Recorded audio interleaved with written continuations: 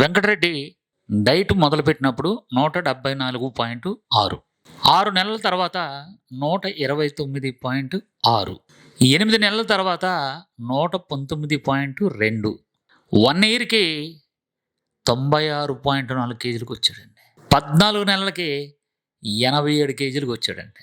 ఆహారం అది, ఆరోగ్యం ఇది, ఆరోగ్య డైట్. ఇప్పుడు మన వెంకటరెడ్డి గారు మీ అందరికీ తెలుసు కదా. వెంకటరెడ్డి ఎన్ని కేజీలు దగ్గర మొత్తం 174.650 grams, 176.650 grams, 98 above దగ్గర, 98 కేజీలు దగ్గరండి. విషయం ఏంటంటే 10 మెట్లు ఎక్కడానికి కష్టపడ్డ వెంకటరెడ్డి అయ్యప్ప మాల వేసుకొని అయ్యప్ప గుడికి నడుచుకొని వెళ్ళి అక్కడి నుంచి వచ్చిన తర్వాత మళ్ళీ తిరుపతి, అంతేనా? తిరుపతి నడుచుకుంటే మెట్ల మార్గం.